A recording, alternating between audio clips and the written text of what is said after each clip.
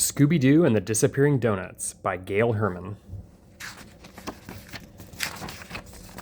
Rummy! Scooby-Doo rubbed his tummy and looked inside the donut store. His friends looked too. Doodle's Donuts, Shaggy read the sign. Let's go inside.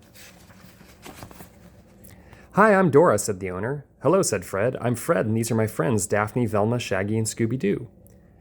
We would like some donuts, said Shaggy. Rummy, Scooby-Doo said. In a flash, Shaggy and Scooby-Doo gobbled down dozens of donuts. Velma and Daphne laughed. Hey, leave some for us, Fred joked.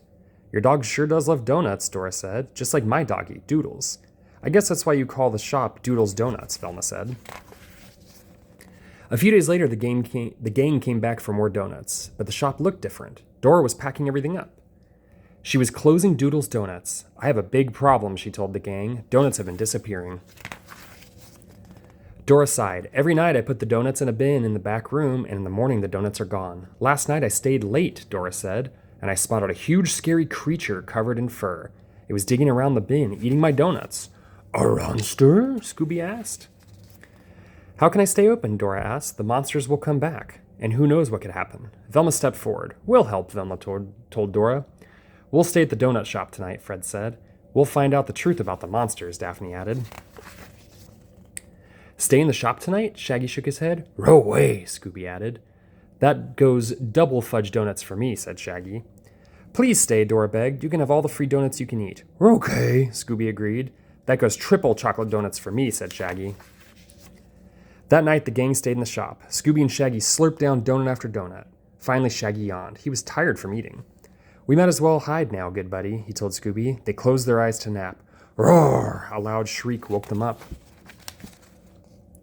Zoinks, it was awful. It's coming from the back room, Velma said. Like Scoob and I will explore the front, Shaggy said. Velma, Fred, and Daphne raced to the back room. Scooby and Shaggy slipped out the front. It was dark. Shaggy could barely see. Scooby, he whispered, but Scooby was gone. Shaggy had to find the rest of the gang. He had to tell them Scooby had disappeared. Shaggy gulped. He tiptoed around the side of the building. All at once, a giant, furry monster leapt out. Monster, Shaggy shouted. Somewhere he heard Scooby shout, Ronster! The gang rushed over. Velma turned on her flashlight. Shaggy gazed at the big furry creature. Scooby gazed at the big furry creature. Scooby, said Shaggy. Raggy, said Scooby. You each thought the other was the monster, Fred explained. It was so dark you couldn't see, Daphne said. And that gives me an idea, Velma exclaimed. Come on, I know who the real monster is. She led the others out back.